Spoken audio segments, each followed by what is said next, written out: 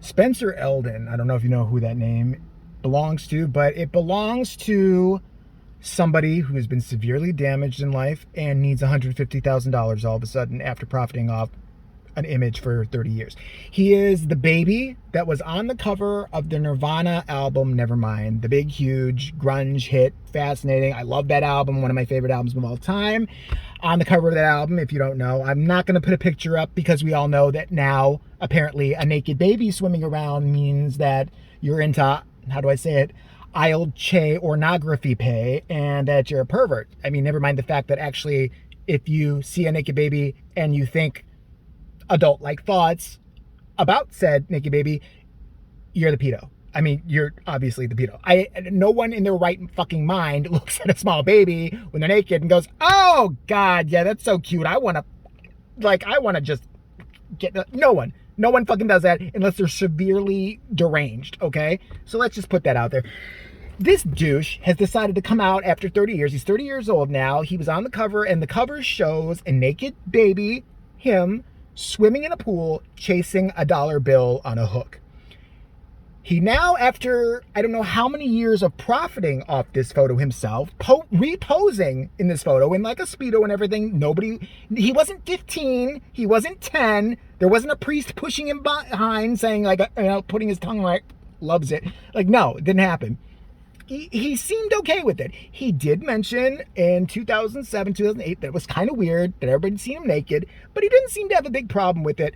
Well, apparently he went to a therapist maybe, or some kind of hypnotherapist who said, who regressed him and made him realize that he was actually exploited by a bunch of evil child molesters named Courtney Love, Kurt Cobain, Dave Grohl, and Chris Novoselic, who, although have never been convicted of anything, obviously had the intent of making I'll che ornography pay and putting it out there. I mean, obviously he was regressed. He sat there and he's like, I feel something's wrong. There's something blocking my life. Okay, go back in time. Okay, breathe deep. Think of dolphins with Speedos on. Just do it. Okay, do it. Okay, breathe. I'm gonna count to 10. And after you urinate on yourself at the number 5, when you hit number 1, you're gonna find out what's bothering you. Okay, 10, 9, 8, 7, 6, 5. Pee yourself.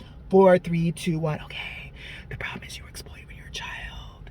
I mean, you need a lot of money. $150,000 sounds good. Piss off a dead man. As a matter of fact, just piss all over his grave. That's what you're doing. Hey, his wife's a crazy bitch on crack. I mean, you'll totally get away with it. Sue. So he decided to sue, which in itself is dumb. Okay. But he's also decided to go out and say that they knowingly engaged this band who, I don't even know if they were all there for the photo shoot or they all agreed on it. I don't know if it was Kurt's idea. Supposedly, according to him, Kurt's initial idea had been to have a woman in a pool giving birth as the cover, which would have been shocking, controversial. I've seen art pieces where, women are giving birth. There have been actual gallery pieces where two people are having sex, creating a baby, because that's art. No one has a problem. No one has an issue with that. No one thinks that's weird or strange because it's fucking art.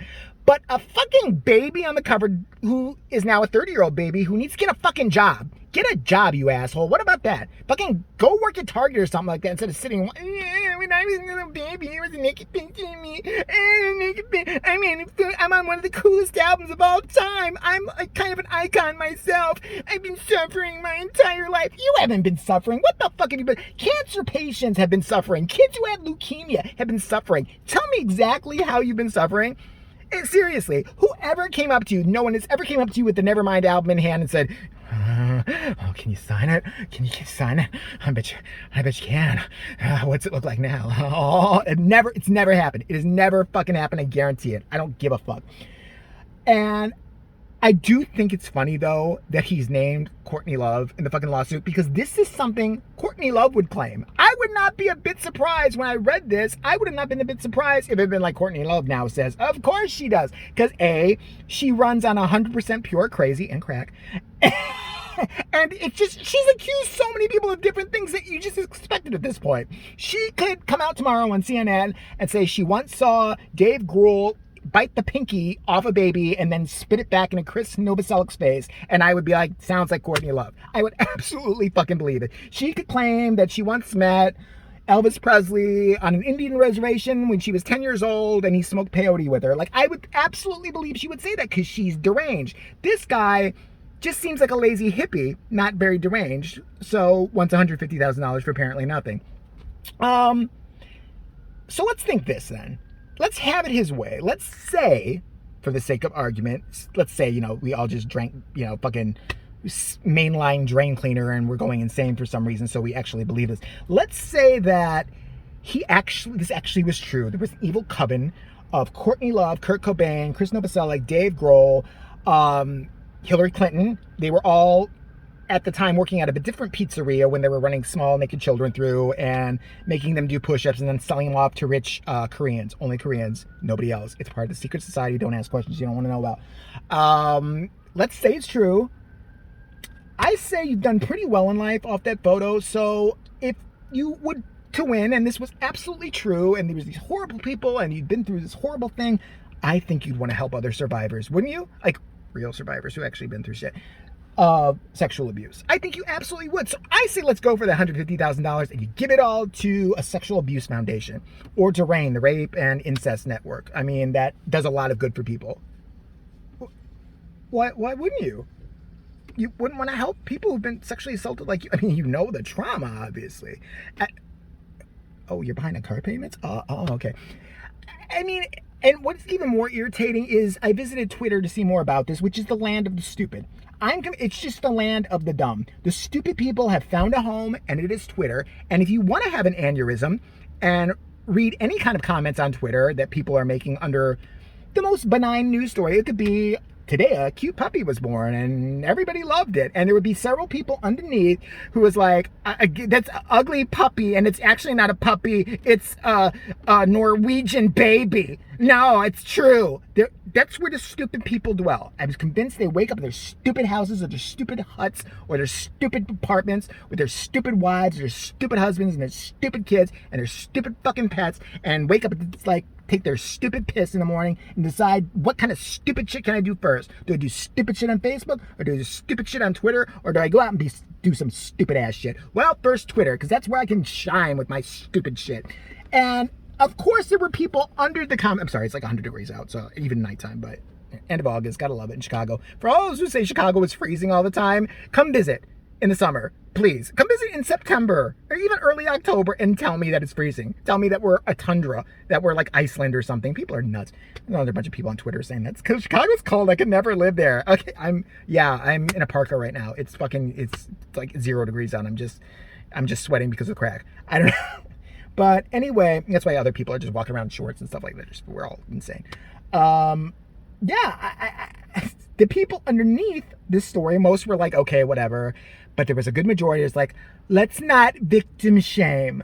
Let's not victim shame. This is his truth. This is his truth. If I hear that fucking phrase one more time, your truth might not necessarily be the truth. Okay? Just because you claim something is your truth. If I said to you, my truth is I went to Denny's, went behind the counter, went up to one of the cooks, jerked him off, and the semen actually went onto the grill. I sauteed it up, I mixed it into my coffee, and I sat there drinking it while watching Sound of the Music on my telephone. Well, that might not be true. I could say it's my truth. I could say fucking that President Biden appointed me as Secretary of Derpity-Derp and claim that people just didn't know it and it was a secret kept by the CIA for my own safety. That's my truth. I could say that's my truth. It doesn't mean it's real. It doesn't mean it's true, you fucking morons. So, yeah, he's a big victim, but okay, let's say this lawsuit went anywhere, which it totally fucking won't. He's a fucking big crybaby and you need to get over yourself. You're not a victim by anything. You're a victim because you look that way. I mean, you didn't grow up to be an attractive person. Let's just put it that way. So really blame your parents. And by the way, if you're going to sue somebody pointed this out on Twitter. It wasn't my point initially, but I was like, yeah, sue your fucking parents. They're the ones who put your ass in the pool. They're the ones who are like, yeah, you totally put my kid in that picture. Absolutely, I will. They had to sign a fucking contract. Why are you not suing them? Fuck you. There, that's what I think about it. Ugh.